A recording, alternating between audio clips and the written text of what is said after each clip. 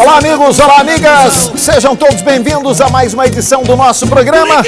Por que não tem som aqui na minha caixa aqui, hein, Wander? Eu pensei que era porque tivesse saindo o oferecimento e fosse entrar a trilha na hora que a gente entrasse aqui no ar. Eu sinto falta, eu me sinto nu sem uma música aqui no estúdio. Ah, muito bem.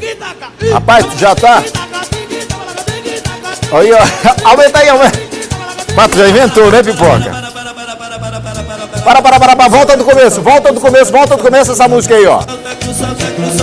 Volta do começo pra galera ouvir essa música aí. Como é que é a coreografia? Volta do começo.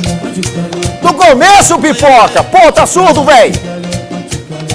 Ele não sabe qual botão que aperta pra voltar pro começo. Ele só sabe soltar e não sabe mais voltar. Desaprendeu. Hoje é segunda-feira, galera. Enquanto Pipoca volta pro começo. Ó.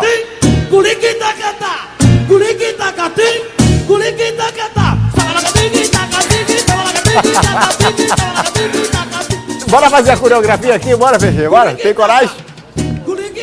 Hã? Não entendi. Ah, Pipoquinha. Cadê a música do Pipoquinha? Bota a música do Pipoquinha, ó. Bota a música do Pipoquinha. A homenagem da Pipoca. Essa é boa, essa é boa! Essa é a homenagem pro nosso querido amigo! Pula, pula, Pipoquinha, pula, pula, sem parar. Pula, pula, Pipoquinha. Boa! Pula, pula, Pipoquinha, pula. Pipoca, o nosso sonoplasta, auto-homenageando-se. Olha, ó. Se auto-homenageando-se a si mesmo. Hoje é segunda-feira, bom dia ou boa tarde para você que já está almoçando.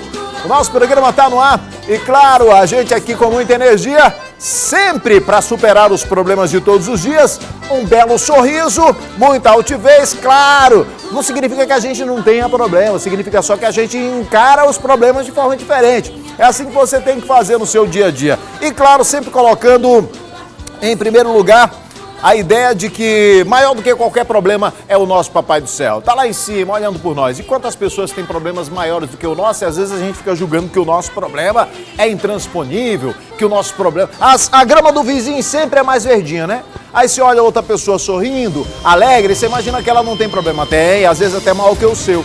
A diferença é a forma como encarar os problemas. Então, seja sempre altivo, seja sorridente, procure ver o lado bom da vida e encare os problemas com alegria também. Eles ficam mais fáceis de serem superados. Eu quero sua participação comigo aqui no programa, pelo nosso 991968622, pelas minhas redes sociais também, Geisael Pacheco, ou no Instagram e no Twitter, @Geisael_, tá? Galerinha do interior, vamos mandar mensagem aqui, dizendo como é que está chegando o sinal da TV Difusora na sua cidade. A nossa equipe técnica nos últimos meses tem trabalhado bastante, tem feito alguns ajustes, tem colocado novos equipamentos e eu quero saber como é que está chegando o sinal aí na sua região. Barreirinhas, Itapecuru, Rosário, Santa Rita, Tutóia, Urbano Santos, Chapadinha, Coroatá, Miranda do Norte, Vargem Grande, Codó. Alguém dessa cidade que esteja vendo o nosso programa aí? Por favor, nos diga como é que está chegando o sinal, se está bacana, se está limpinho, se o som está legal. Se você está gostando, manda para mim aqui na minha página no Facebook, Geisael Pacheco. De preferência, mande uma fotinha sua, bem bonita, para você aparecer aqui no nosso telão. Ou aparecer aqui nas câmeras do nosso programa, tá legal? Você sabe o que é o dia 3 de dezembro? Dia Internacional da Pessoa com Deficiência. Ah, pois é. E como sempre, nós vamos cumprir o nosso papel aqui mais uma vez, de discutir esse tema, de trazer informações para que a gente possa cumprir esse papel social do jornalismo, também com as pessoas, de derrubar preconceitos, que eu acho que a principal dificuldade hoje para as pessoas com deficiência é exatamente vencer o preconceito e velado às vezes, e às vezes muito claramente demonstrado no dia a dia, mas a gente precisa trazer informações, a gente precisa discutir para que a gente consiga incluir cada vez mais essas pessoas tratar essas pessoas de forma mais inclusiva na nossa sociedade. Então, mais uma vez, nós vamos trazer esse tema para ser discutido hoje aqui no nosso programa, tá legal? No esporte, rapaz, o Marcinho agora não é mais o técnico do Sampaio, não, né? Marcinho Guerreiro. Daqui a pouquinho, no segundo bloco, você vai ver com o Laércio Júnior. Porque eu quero começar mostrando a informação, trazendo a informação de um corpo que foi encontrado logo nas primeiras horas de hoje, debaixo da Ponte Bandeira Tribus, em São Luís. Além do Corpo de Bombeiros e da Superintendência de Homicídios e Proteção à Pessoa, também teve um helicóptero do Centro Tático Aéreo no local para facilitar a retirada do cadáver, que você está olhando aí comigo nas imagens, estava numa região de mangue, então estava até ruim o acesso. Ainda não tem a identificação da vítima e a gente vai... Olha aí a dificuldade para poder chegar no local, né? O terreno muito fofo, ali se andar de pé mesmo na vertical, o cabo afunda, né? Vai até o meio da canela a lama. Olha aí, ó. Então, por isso mesmo, além da Superintendência de Homicídios do Corpo de Bombeiros, um helicóptero do CTA para ajudar na remoção. Outras informações se aguarde aí no jornalismo da TV Difusora. Agora, nessa segunda-feira também foi encontrado um outro cadáver na região do Ipaze. Esse já estava em estado avançado de decomposição, também sem qualquer identificação. A polícia está aguardando um laudo para identificar as causas da morte. Daqui a pouquinho eu tenho a reportagem de Hugo Viegas sobre esses dois achados.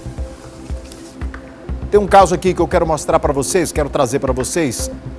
Está no centro de triagem do Complexo Penitenciário de São Luís, o Luiz Fernando Lourenço. Quem é esse cara? Esse rapaz ele foi capturado na sexta-feira em cumprimento ao mandado de prisão expedido pelo estado de São Paulo.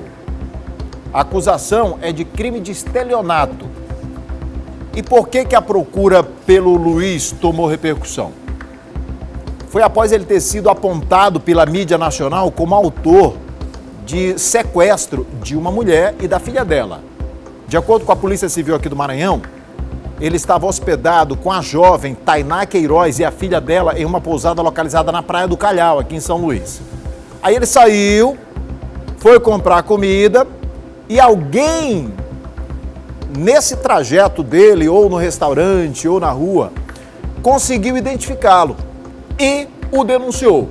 A polícia foi acionada, a Polícia Militar foi lá, conseguiu efetuar a prisão e o conduziu para o plantão central da Polícia Civil. A moça, a Tainá, a suposta vítima de sequestro, ela foi à delegacia e declarou que nunca houve sequestro.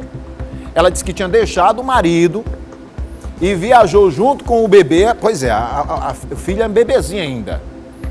Disse que viajou por livre e espontânea vontade para ficar com o acusado, para ficar com o Lourenço. Eu tenho um vídeo aí do Lourenço conversando com ela. Vamos soltar agora para ver aí? Você tá bem? Não, bem ou não? Seja sincera. Bem ou mais ou menos? Tá sendo maltratada? Tá feliz? Não saiu do meio da humilhação? Não estavam te humilhando? Te xingaram do quê, Tainá? Você só tá aqui comigo agora por quê? Era pra você estar lá na casa. O que aconteceu? Conta o que aconteceu, Tainá. Que mandaram eu ir embora. Falaram que eu tinha quanto tempo pra te tirar da casa? Quando foi que eu recebi a ligação que a gente tava lá no hotel? É o seguinte, tem gente que chega numa festa, tem gente que estreia numa festa.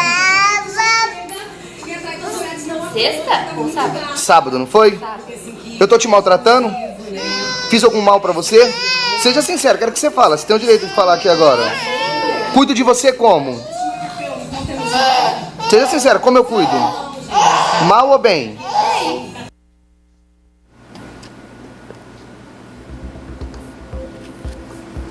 Difícil, né? Fazer um julgamento de um vídeo desse aí. É por livre e espontânea pressão, será? Entendeu? É difícil, pô. É difícil. Vocês já ouviram falar também da Síndrome de Estocolmo? Já ouviu falar, ué? Não estou dizendo que é esse caso aí, eu só estou me lembrando aqui.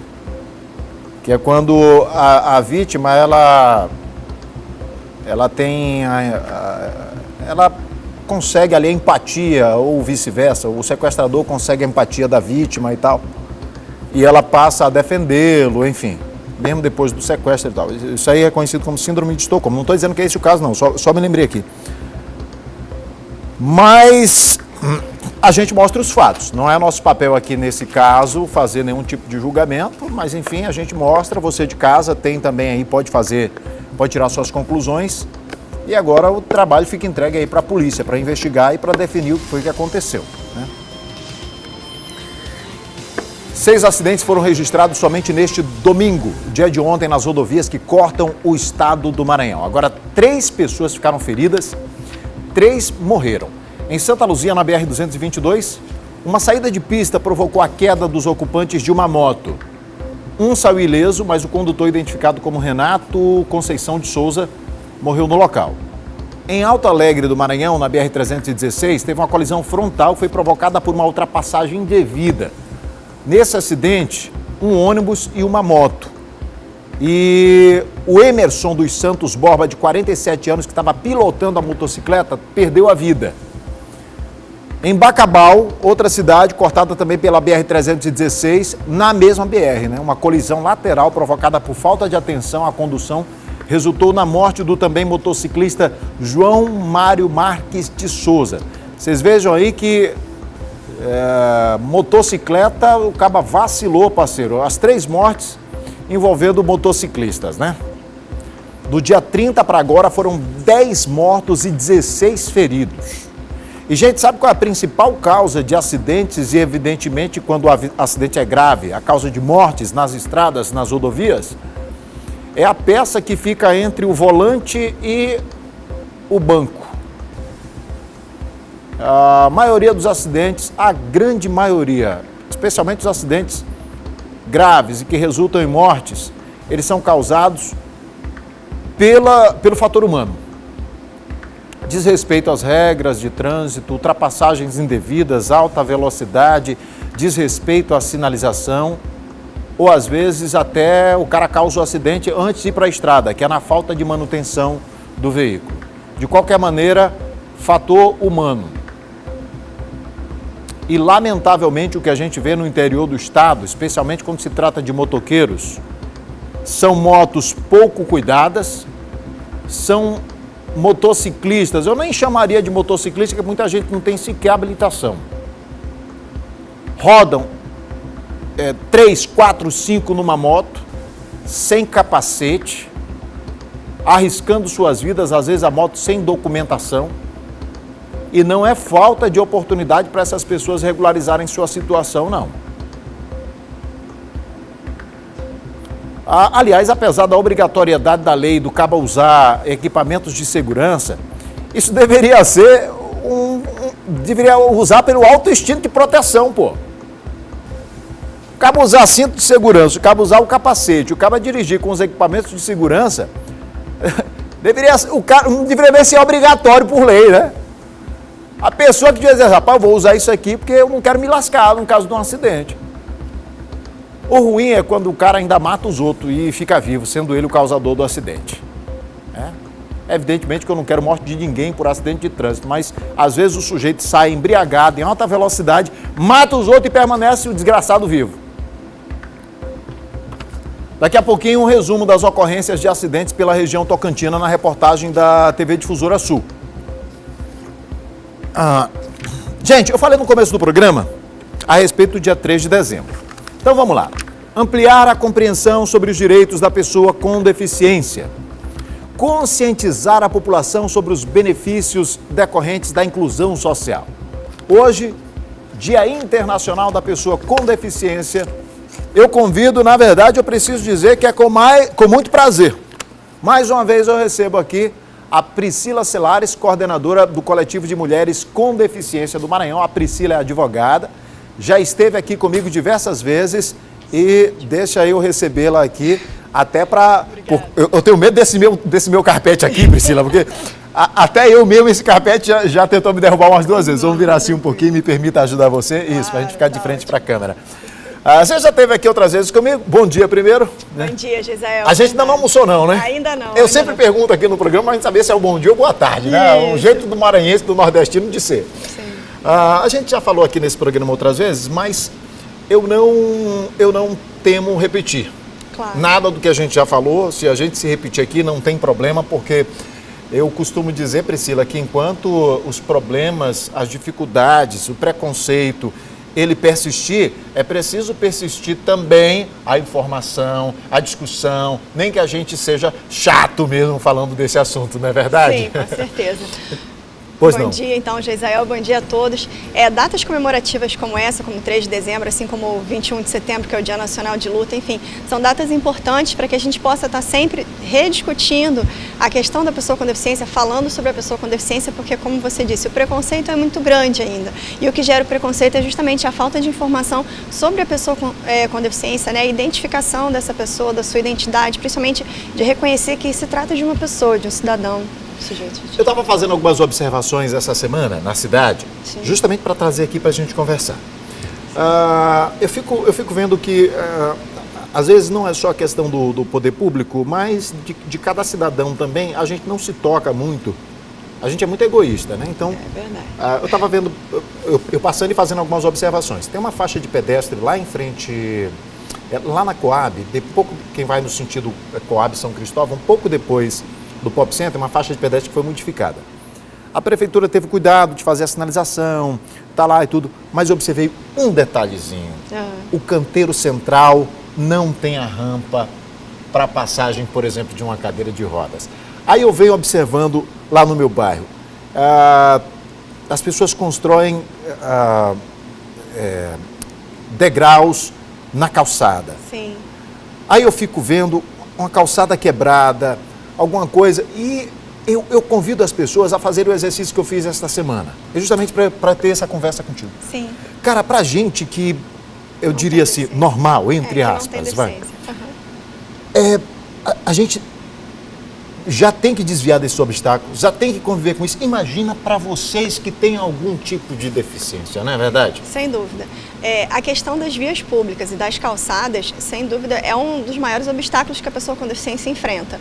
Porque as vias públicas, que são de responsabilidade do poder público, várias vezes apresentam esse tipo de questão que você colocou. É uma faixa de pedestre que ela termina em frente a um canteiro, ou então ela termina em frente a um poste, e aí a pessoa com cadeira de rodas não consegue subir, o cego não percebe, não desvia, enfim, a gente não tem a sinalização, e da mesma forma acontece nas calçadas, porque os proprietários dos imóveis ainda não sabem que a responsabilidade da calçada é do proprietário do imóvel, e fica aguardando que o município vá adotar alguma providência de conservação, quando na verdade, ou reforma, quando na verdade isso não vai acontecer.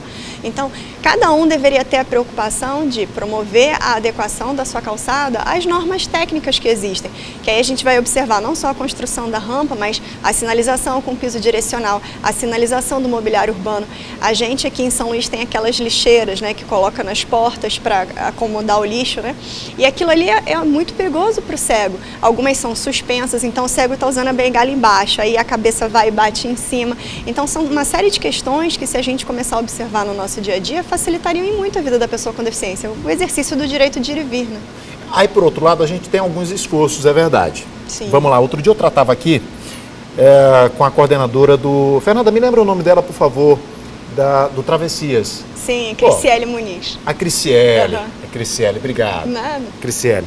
Então, e a gente falava exatamente da questão de oferecer oportunidade para as pessoas exercerem sua cidadania, né? Sim. O Travessias, o que ele faz? Muito mais do que simplesmente levar a pessoa para um compromisso médio e tal. Leva a pessoa para o cinema, para o teatro e tal. Pô, é legal isso. Quer dizer, é um esforço que a gente vê por parte da gestão estadual. Sim. Aí vamos lá. Tem uma reforma agora nova que estão fazendo no centro da cidade. Eu adorei saber que está tudo pensado também Na acessibilidade. para acessibilidade. Ou seja, as obras, quando elas devem ser planejadas, quando elas vão ser planejadas, elas já devem pensar nisso, para depois não ter que estar fazendo reforma à toa, porque depois de você adaptar, é muito mais difícil do que você já fazer planejado para isso, né? Sem dúvida.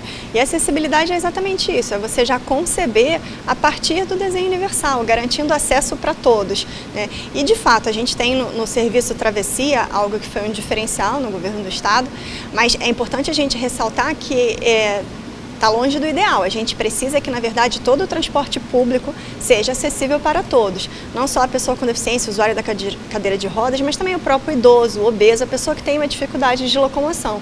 Mas, sem dúvida, o Travessia hoje está servindo para atender enquanto a gente passa por essa adequação do transporte público, né? Mas é importante a gente ter sempre esse olhar, com certeza. E com relação às obras do Centro Histórico, a gente está acreditando que a acessibilidade está sendo contemplada desde o projeto e a gente vai acompanhar, a gente vai fiscalizar para que, de fato, a gente tenha plena condição de transitar por ali com autonomia e segurança. Aí vamos lá, vamos para outra questão, que aí é do que eu falei lá já desde o começo. Tem sempre a questão da gente cobrar o poder público, da gente Sim. cobrar a gestão municipal, gestão estadual, nós cobramos leis, tal, não sei o que lá. Aí, imaginemos que numa situação super ideal, Sim. o poder público ele consiga fazer tudo. Rampa de acesso, transporte e tal, não sei o que lá. Aí vamos para o comportamento do cidadão. Aí o que eu vejo? O sujeito estaciona a moto, o carro dele em frente à rampa de acesso. Exatamente. Aí o sujeito entra no ônibus, não respeita o lugar reservado. Isso. Aí você tem na outra ponta, né, imaginando que você tem uma situação ideal por parte do poder público, você tem na outra ponta a falta de educação, a falta de empatia, a falta de consciência inclusiva das pessoas, na verdade. Sim. Então, é preciso que a gente trabalhe também a questão da educação. O que seria ideal, já a partir da escola, as escolas introduzirem também esse assunto? Sim, as escolas, as famílias. É importante que a gente naturalize desde cedo a pessoa com deficiência enquanto pessoa, enquanto cidadão que está no espaço comum com todos. Então, essa questão de não estacionar na vaga reservada é prioritária. O próprio uso dos elevadores em shopping. Eu tenho um filho de 6 anos, aí a gente está no shopping. Se a gente para em frente ao elevador, eu falo para ele, não, a gente não precisa usar o elevador, a gente pode subir de escada. Vamos deixar o elevador para quem realmente precisa. E essa consciência inclusiva de garantir para todos a participação no mesmo espaço, ela tem que ser comum. Todo mundo tem que fazer isso, não é só porque eu tenho uma deficiência visual e eu ensino meu filho. Se todas as famílias ensinarem, se a gente tiver também isso reproduzido nas escolas, a gente vai conseguir construir uma sociedade melhor, uma sociedade inclusiva. A gente tem que aprender a se comportar em relação, por exemplo, a outras questões de machismo, de outros preconceitos. Sim. Tem que naturalizar esse comportamento da criança, porque para a nossa geração é ruim, porque a gente já vem carregado assim com... a gente já é o pau torto, já está torto já, né? Sim. Mas não devemos perder a esperança. Né? Exato, é preciso a gente quebrar paradigmas, Sim, claro. se olhar e reconhecer o erro para poder se consertar. O ruim é a pessoa ficar permanecendo no erro. Isso. Mas o legal é você pegar as crianças e já fazer isso ser natural. Sim. Por isso aquela história que a gente já discutiu aqui uma vez, o lance de ter salas separadas para pessoas com deficiência. Isso. Pô, cara, quer coisa mais segregadora do que isso? Né? Não dá para ser assim. Né? Então, assim, não fica natural até para o meu filho, para uma criança, olhar e dizer, não, pô, é isso aí mesmo, tem as dificuldades e tal, mas... E de aprender a conviver, de ajudar, de respeitar. Tem que botar para conviver junto, né? A convivência com a diversidade promove a naturalização da diferença. Então, hoje existe, inclusive, uma proposta que a gente está temendo muito pela aprovação, que é justamente esse retrocesso de se acabar com a educação inclusiva para se retornar à educação nas classes especiais. E a gente entende isso como um profundo retrocesso, porque justamente vai tirar da convivência alunos com e alunos sem deficiência. E hoje em dia é tão difícil a gente ver justamente as pessoas adultas implementando política para a pessoa com deficiência. Por quê? Porque não tem esse conhecimento desde o início, né? Então, se desde criança a pessoa começa a conviver com a pessoa com deficiência, começa a compreender a realidade do outro, quando ele for um médico, quando ele for um arquiteto, enfim, seja qual for a profissão que ele for exercer, mais facilmente ele vai ter um olhar que garanta até um melhor atendimento ou prestação de serviço para esse segmento da sociedade, que é um amplo segmento. Priscila, tu me fizeste agora refletir uma coisa aqui interessante, né? Na questão de leis Sim. Para pessoas com deficiência, o que é que nós temos? Nós temos uma maçante, assim, majoritariamente os nossos legisladores, eles não são pessoas com deficiência. Sim. Me fez refletir uma coisa aqui, como seria interessante que se elegessem também mais pessoas com deficiência, exatamente para nesses momentos ter o contraponto na discussão. Sem Porque dúvida. às vezes uma coisa dessa é proposta exatamente por quem não procurou ter o mínimo conhecimento, não procurou sequer pesquisar, conversar com essas pessoas para saber. Vem cá, é isso que é o interessante? E chamar pessoas que entendam, pessoas como você, que fazem parte de um coletivo e tal, para se discutir as coisas. Mas melhor mesmo seria ter pessoas lá dentro. Exatamente. Ou seja, nas assembleias, nas câmaras, na Câmara Federal em Brasília, pessoas que convivem com isso, que sejam deficientes, para poder, nesse momento, fazer o contraponto real, o contraponto rápido, verdadeiro ali. Né? Nós, pessoas com deficiência, temos um lema que é nada sobre nós sem nós, que é exatamente isso. Não tem como uma pessoa saber quais são as dificuldades pelas quais a gente está passando, quais são as nossas necessidades, o que a gente realmente precisa. Então, a gente espera, de fato, alcançar esse momento em que nós teremos a nossa representatividade em todas as esferas legislativas, principalmente, para que a elaboração das leis saia das nossas necessidades, de fato. Mas enquanto isso não acontece, a gente está tentando se preparar para isso e capacitar quem está lá, desde que nos dê ouvido, nos dê condições para isso, para que as leis possam sair sim contemplando a todos. Pelo menos isso, né? Então, deem ouvidos, chamem para conversar antes de fazer uma bobagem, como um projeto desse aí. É verdade. Ouçam, façam, sei lá, audiências públicas. Isso, é um caminho. Enfim. E fica a dica também, de repente, a Priscila, para nos representar. Deficiência não é um limitador. Eu gosto de falar o teu currículo, sempre que você vem aqui. Você é advogada, né? Especialista. Fala para mim, Priscila. Sou especialista em Direito da Administração Pública e na legislação da pessoa com deficiência, né? Olha aí, tá vendo só? Vocês estão perdendo, viu? Um quadro como esse aqui. Mas, enfim, Priscila, é importante a gente aproveitar mais uma vez este dia para a gente fazer esse tipo de discussão. Quero manter esse diálogo sempre aberto aqui com você. Adoro te receber. Gisele, também. Obrigada. Adoro te receber aqui no programa. E espero que você goste também e possa voltar outras vezes para a gente conversar. Se você quiser encerrar aí, pode ficar à vontade. Eu te agradeço pela oportunidade da gente estar falando sobre isso. Eu fico muito feliz com a forma natural com a qual se trata a temática, que é algo que a gente vê muitas vezes os apresentadores tendo dificuldade mesmo de lidarem com o assunto, ficando cheio de dedos. E a tua naturalidade é algo que me deixa bem à vontade também para falar sobre o assunto. E também, assim, eu queria aproveitar o dia de hoje para pedir que as pessoas fizessem uma auto-reflexão, porque eu acho que mais importante do que as políticas públicas e tal é a postura que cada um está tendo para a gente ter, de fato, uma sociedade inclusiva. Então, obrigada aí mais uma vez. Aquilo que eu falei no começo do programa, às vezes a dificuldade maior talvez seja o preconceito. Sim. E, aliás, a partir dele se constroem as outras dificuldades. Exatamente. Né? A maior barreira é atitudinal, não tem jeito. Não é verdade? Com certeza. Vamos. Obrigada. Muito obrigado. Obrigada. Tá? Eu vou ficar nessa câmera aqui, você fica aí para alguém te ajudar aqui, para você não tropeçar no meu carpete, pelo amor de Deus. Tá né? ótimo. Você não vai cair aí não, tá? Tá bom. Ajuda aí, por favor, Alexandre. Eu vou para o intervalo comercial, gente. Olha, o Marcinho Guerreiro, falei no começo do programa, não é mais técnico do Sampaio Corrêa. Quem vai contar essa história pra gente é o Laércio, depois do intervalo comercial.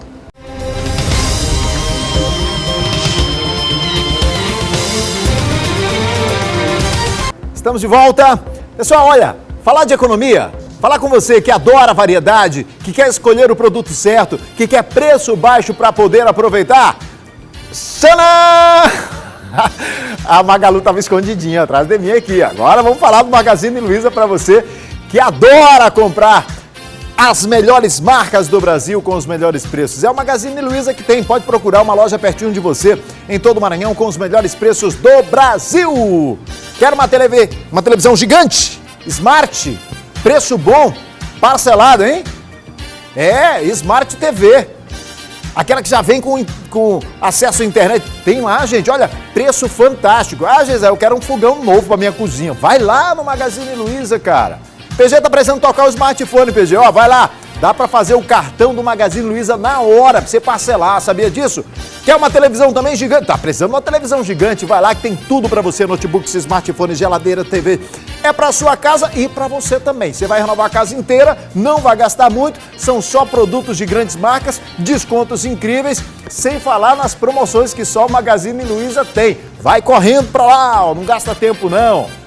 Corre para o Magazine Luiza, você não vai se arrepender. É para você, é para sua casa, vem ser feliz, vem conferir Magazine Luiza. Esporte. Olha, o Laércio Júnior vem aí para falar pra gente. O Mota apresenta o novo time para 2019. E o Marcinho Guerreiro não é mais técnico do Sampaio Corrêa. Laércio, boa tarde.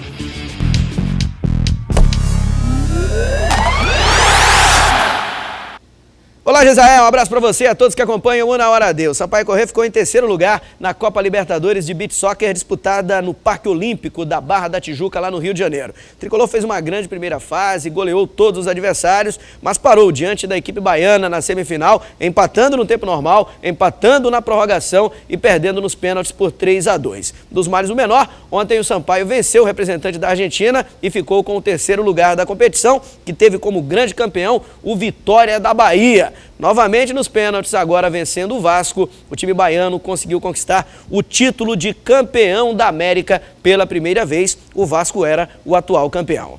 Agora vamos falar da Copa FMF. A bola rolou ontem em São Mateus e o time do Santa Quitéria venceu o Pinheiro Atlético Clube por 1-0 e agora terá vantagem do empate na próxima quarta-feira, jogo que vai ser disputado na tarde de quarta em Pinheiro para chegar à grande final da Copa FMF. No outro jogo disputado ontem, o Maranhão perdeu para o São José, jogo disputado na cidade de Rosário, que fica perto aqui da capital. A vitória do São José também foi por 1-0. O Maranhão precisa de uma vitória simples na quarta-feira para chegar à decisão da Copa FMF. O São José joga por um simples empate. E na sexta-feira tivemos a apresentação do novo elenco do Motoclube de São Luís para a temporada 2019. O papão agora será comandado pelo mineiro Wallace Lemos, que saiu do Iver do Piauí direto para o Maranhão. O técnico já chegou cheio de planos e com boas perspectivas. Nós já temos um processo bastante avançado de conhecimento de um todo, né? Estamos preparados para poder fazer uma grande campanha. O elenco apresentado conta com 25 jogadores, dos quais 17 são novos contratados e os demais remanescentes da temporada passada. Mais 80% nova, com um comando técnico totalmente novo, pessoas que nunca tinham trabalhado no mercado aqui do Maranhão, pessoas do Rio, São Paulo, Minas Gerais principalmente. Entre as novidades está o atacante Diego Vitor, que acabou de encerrar uma temporada no Clube Pinheiros, e o meio Juninho Arcanjo, ex-Atlético Mineiro. A gente sabe das responsabilidades, né, que vamos enfrentar. O Motoclube, um clube de tradição, né, aqui no estado. A gente espera poder dar o nosso melhor dia a dia, no treinamento, quando começar as competições. Estou sendo bem abençoado, estou trabalhando firme, graças a Deus, mas a torcida do Moto pode esperar um guerreiro em campo, pode esperar um cara que vai se doar nos treinos, nos jogos. Se Deus quiser, vai ser um ano repleto de bênçãos pra gente aí. O time todo foi anunciado por um torcedor apaixonado. Agora, o momento é só de desejar boa sorte.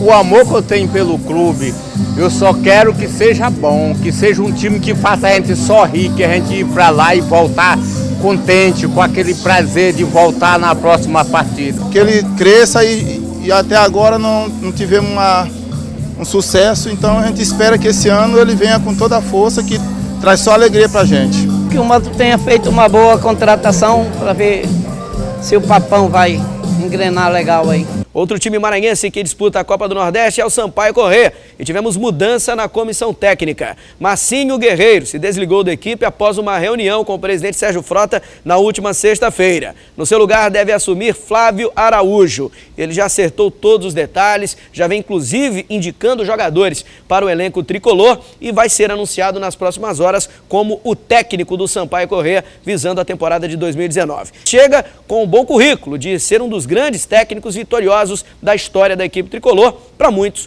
o mais vitorioso até aqui. É com você, Gisael.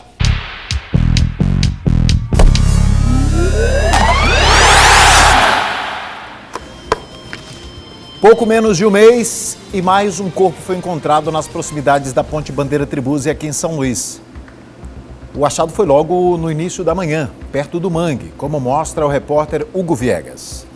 O corpo foi avistado por pessoas que passavam pela Ponte Bandeira Tribuzzi pouco depois das 7 da manhã. Equipes do Grupamento de Salvamentos Especiais do Corpo de Bombeiros tiveram que ser acionadas. A área de mangue dificultou bastante o acesso. Devido ao terreno ser altamente complexo, né, a área de mangue, após a maré ter secado, o terreno está muito instável. Então a locomoção da equipe é bem dificultada por isso. O helicóptero do Centro Tático Aéreo auxiliou nos trabalhos. As primeiras informações repassadas à polícia são de que o corpo seria de um morador de rua e usuário de drogas. Ele estaria desaparecido desde o último sábado. Moradores da região acompanharam os trabalhos. A curiosidade também deixou o trânsito lento durante boa parte da manhã. O caso vai ser investigado pelo Departamento de Homicídios e Proteção à Pessoa. Um outro corpo foi encontrado em estado avançado de decomposição e sem identificação no bairro do Ipaze, bem próximo à Secretaria Municipal de Trânsito e Transportes. A polícia aguarda agora a emissão de um laudo para saber as causas da morte. Obrigado aí pelas informações, repórter Hugo Viegas. Rapaz, o Hugo tem uma voz legal, né? Ele podia ser até dublador, cara. A voz dele é diferente, não é? A voz dele é diferente. Porque, às vezes, para ser dublador, não precisa ter a voz bonita, é uma voz diferente. Não estou dizendo que a voz dele é feia, mas quanto mais diferente for a voz, né, para marcar e tal, ele dava para fazer dublagem de desenhos, dublagem de personagens. É legal a voz dele, do Hugo, né? Valeu, Hugo. Obrigado aí pelas informações, querido. Continua a investigação pelo assassinato do prefeito de Davinópolis, o Ivanildo Paiva. O crime aconteceu há quase um mês.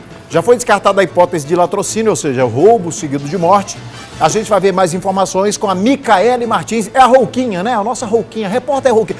As vozes dos nossos repórteres são vozes especiais. Olha como a voz da Micaele é Rouquinha. Ela vai trazer informações a respeito do caso lá da morte do prefeito de Davinópolis. O inquérito já tem 250 páginas. Para a polícia, a investigação do assassinato do prefeito de Davinópolis, Ivanildo Paiva, está bem avançada. De acordo com o delegado Praxísteles Martins, o crime foi planejado e com um mandante. Está totalmente evidenciado que foi um crime de encomenda, um crime de pistolagem, um crime que foi pago, pelo qual foi pago uma quantia elevada, certo? Um valor elevado, então foi um crime de encomenda e um crime, portanto, de pistolagem. A morte do prefeito completa hoje 23 dias. Até agora já foram ouvidos amigos da vítima, familiares, políticos, caseiros e vizinhos da fazenda. Além disso, o celular do prefeito, o local do crime e o projétil da arma passaram por perícia. Em um dos resultados foi identificado o calibre, o que deve levar a polícia aos executores do crime e logo em seguida ao mandante. A arma utilizada no crime trata-se de um revólver de calibre 38, que na investigação já temos evidências de todo o caminho trilhado por essa arma de fogo, o que vai nos levar, nos aproximar agora nos próximos dias dos executores do crime. Então, com relação aos executores do crime, a investigação está bem próxima de ser concretizada, né? Nós concentramos os próximos dias no intuito de esclarecer a autoria imediata do crime, ou seja, esclarecer os executores e os partícipes do crime, aqueles que direta ou indiretamente contribuíram para a execução do crime. Então essas pessoas, nessa próxima semana, a investigação ela vai se aproximar dessas pessoas e acreditamos que nos próximos dias nós já vamos apresentar à sociedade o nome dessas pessoas que participaram direta ou indiretamente da execução do prefeito Ivanildo Paiva. Em relação à motivação do crime, a polícia ainda trabalha com todas as linhas de investigação apontadas até agora, descartando apenas o crime de latrocínio, roubo seguido de morte. Rapaz, essa região ali tem muito desse lance de crime de pistolagem, né, velho? Tem um outro caso que a nossa equipe está apurando, diz respeito à cidade de Afonso Cunha, tá? A gente ainda não vai falar a respeito desse caso porque as informações ainda estão um pouquinho desencontradas, a gente está tentando obter um pouco mais de informação por parte da polícia, porque nós temos já algumas informações dos envolvidos. Seria o atual prefeito e o Arquimedes Bacelar e o José Leane, que é o ex-prefeito lá da cidade. Tem uma terceira pessoa envolvida, que é um PM de nome Graciliano. Teria também uma viatura da polícia que estaria lá no local. Aí, Geisel, faz o relato aí para mim. Bem, teria havido disparos de arma de fogo. Tem um dos envolvidos disse que um teria cortado o carro do outro, que o policial teria perseguido o carro do ex-prefeito, que teria feito disparos. A gente ainda não sabe exatamente o que aconteceu, se foi algum tipo de tentativa de matar o ex-prefeito, se tem envolvimento, não se sabe ainda. Eu sei que existe um quiprocó danado nessa história aí, teria acontecido na zona rural, lá do município de Afonso Cunha, cidade que fica a cerca de 370 quilômetros daqui da capital. E o prefeito diz uma coisa, o ex-prefeito também diz, tem uma outra versão, enfim. E para a gente não ser irresponsável, a gente ainda não vai trazer esse caso aqui no programa. Nós estamos esperando, nós estamos apurando, esperando mais informações por parte da polícia. Porque fica complicado você mensurar o que aconteceu, tendo depoimento, tendo relatos de dois envolvidos diretamente. Então é bom que a polícia nos dê mais informações para que a gente possa trazer aqui, né? O fato é que os dois lançaram notas gigantescas, tanto o ex-prefeito quanto o atual prefeito, acerca do caso. Tem a versão de que o prefeito atual teria cortado a frente do carro do ex-prefeito e que o ex-prefeito teria fugido e um policial que estava numa moto teria perseguido ele e disparado tiros. O prefeito disse que não foi bem assim, que estava na cena do crime, que estava na cena do ocorrido e que teria, inclusive, ouvido os tiros. Depois disse que não sei o que, enfim.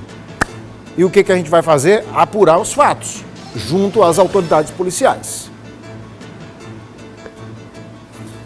Nós vamos para um intervalo comercial e a gente volta já.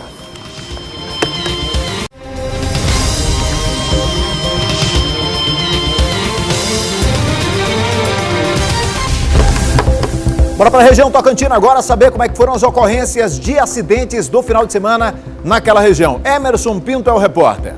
Os últimos 4 dias foram marcados por acidentes nas rodovias federais no Maranhão. Ainda na sexta-feira, fechando o mês de novembro, a PRF registrou nas rodovias federais que cortam o estado 5 acidentes com 4 mortes. Já no final de semana, só aqui na região, foram 3 acidentes com 1 morte confirmada pela Polícia Rodoviária Federal. No sábado à tarde, o condutor de um veículo na BR-222, em Açailândia, perdeu o controle sobre a direção e saiu da pista. O carro caiu dentro de um riacho e o motorista morreu no local. Um passageiro ficou ferido. Outro acidente na BR-222 foi registrado na noite de sábado. Foram 2 acidentes em Açailândia, um deles com um morto, né? Foi de maior gravidade. O carro saiu da pista e caiu no riacho e o rapaz já caiu morto. E outro foi sem relevância, entrou uma Hilux e uma motocicleta. No início do mês de dezembro, a PRF aproveita para alertar sobre os riscos do período chuvoso nas estradas. Teve 2 feridos nesse acidente, mas foi sem relevância também. A recomendação da PRF é principalmente com os equipamentos obrigatórios, sobretudo nesse período chuvoso, pneus, né? Os pneus têm que estar bons, o sistema de freio tem que estar bom. O condutor tem que ter bastante atenção, reduzir a velocidade, a questão da velocidade, que causa muito acidente também. O nosso maior índice de acidente é velocidade, alta velocidade, e a questão do condutor observar as normas de trânsito, né? Olha, eu vou voltar agora a falar a respeito do caso da Tainá, a moça que teria sido sequestrada. E o rapaz, inclusive, já com mandado de prisão pela Justiça de São Paulo, está recolhido ao centro de triagem. O Conselho Tutelar também foi chamado para acompanhar o caso por conta da filha da Tainá, que tem apenas, na verdade, não tem nem 1 ano de idade ainda, a menina. As duas estão numa casa de passagem, sob a responsabilidade da Prefeitura de São Luís, se preparando para retornar para São Paulo. Já o suspeito, como eu falei, o Luiz Fernando Lourenço, deu entrada no centro de triagem no final de semana. O Fábio Cabral tem mais informações a respeito do caso.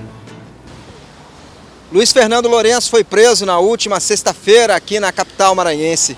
Ele estava hospedado com a jovem Tainá Queiroz e a filha dela de 8 meses numa pousada localizada numa das praias de São Luís. Luiz Fernando era patrão do marido de Tainá, que denunciou o desaparecimento das duas no último dia 3 de novembro.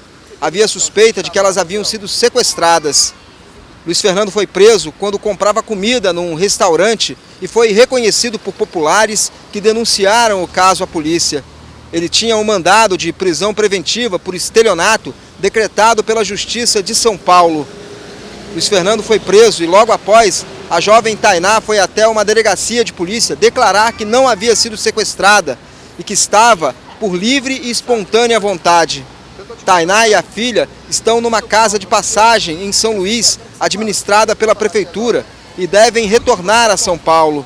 Já Luiz Fernando está preso na penitenciária de Pedrinhas e deve ser também transferido para o estado paulista. Fábio Cabral, para o Na Hora D. Obrigado, Fabão. Fabão tá fazendo sucesso no Instagram. Ele tem, já viu o PG? Umas reportagenzinhas, um quadro que ele tem no Instagram. É legal pra caramba, bicho. Ele tem um canal no YouTube, não tem? Ele tem um canal no YouTube. Aliás, o Fábio ele entrou hoje pela manhã no Jornal Primeiro Impacto para falar a respeito desse assunto aí. Tá com o Marcão do Povo.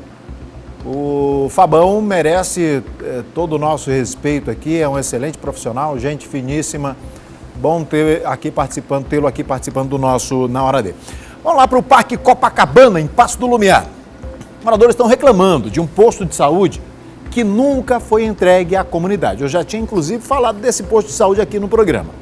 Lá falta infraestrutura e até as linhas de ônibus têm sido um verdadeiro transtorno para as pessoas. Fora isso, eles têm comprado água para suprir as necessidades básicas. Que isso? Não tem água? Vamos lá, roda aí.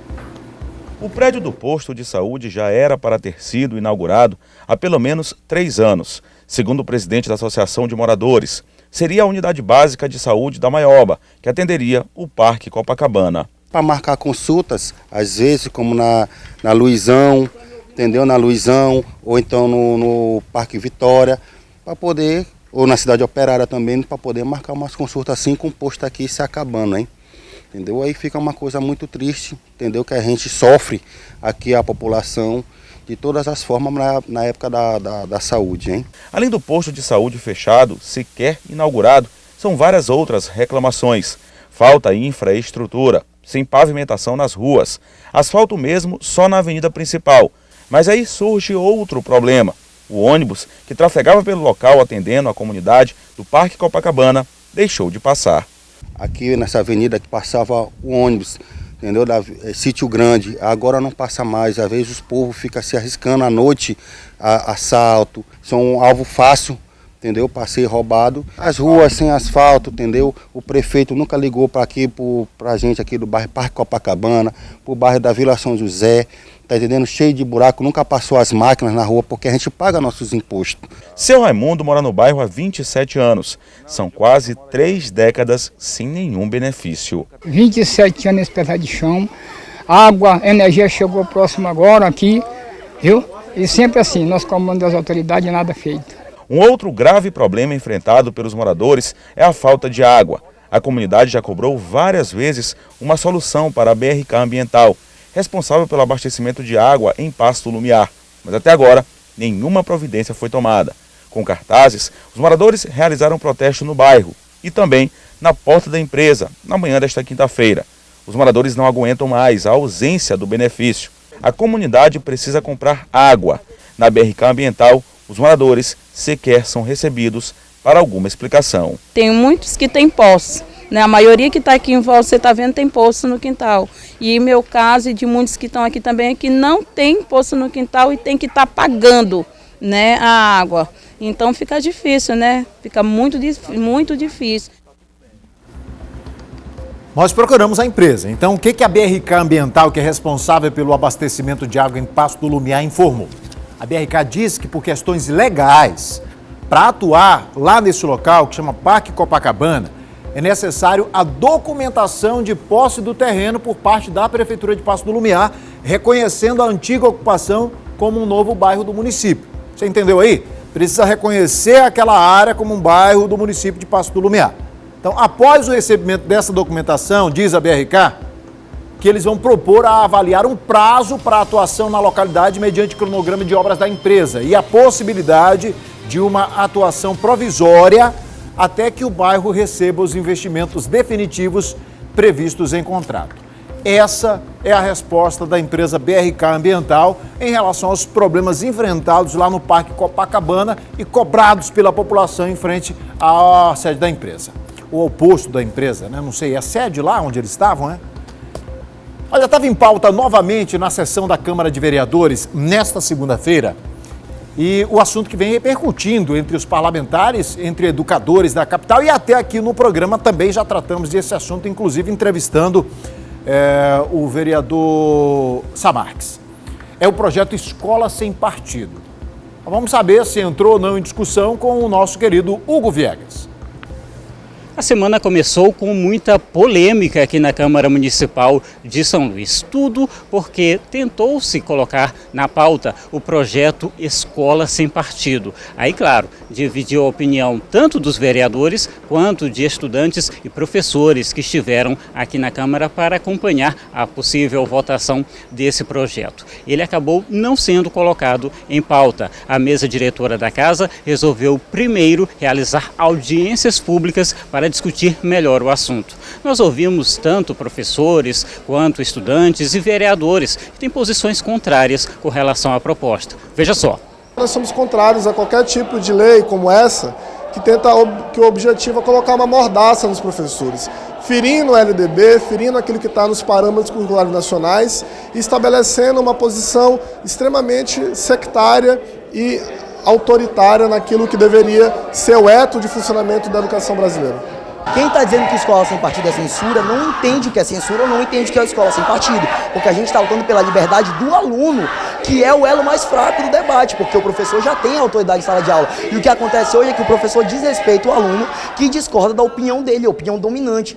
Nós não vemos nenhum cerceamento de direito dos professores em sala de aula, porque a gente não mexe no artigo 206 da Constituição, não se mexe no artigo 5º do Estatuto da Criança e do Adolescente, então a gente não vê nenhum cerceamento dos professores na sala de aula. Político tem que criar vergonha na cara e lutar sim para melhorar a condição salarial e de trabalho dos professores, daqueles que educam desse país, e não está querendo colocar mordaça em professor. Tem que ter vergonha na cara, deixar de hipocrisia e lutar sim para melhorar a vida dos professores desse país. As audiências públicas ainda não foram marcadas. Hugo Viegas para o Na Hora D. Isso vai ficar igual a votação do Uber, né?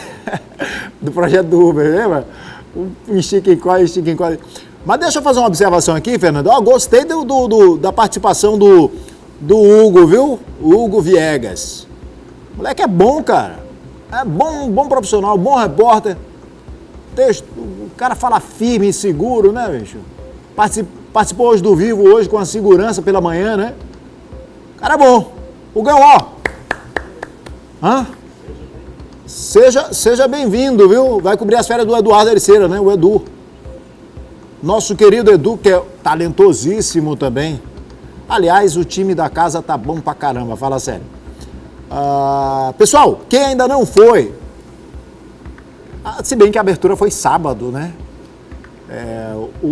O Natal ali no centro histórico da Praça Dom Pedro II, cara, tá muito legal, muito massa, bicho. Muito bom, lindíssima a decoração.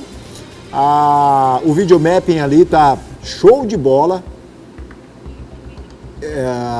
Tem um expresso natalino também.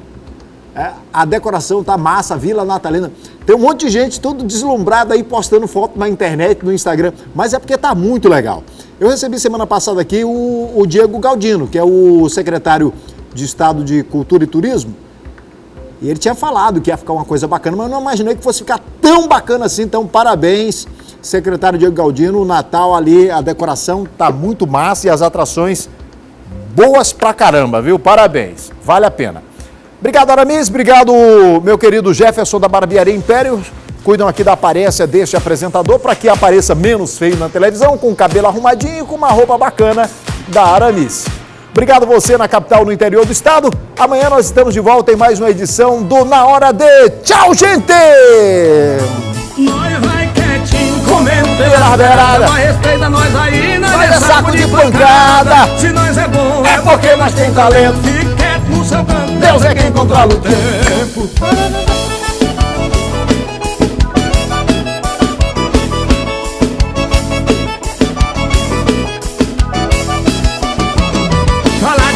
bem facinho, não custa nada, a língua é sua. Difícil é ser igual a mim.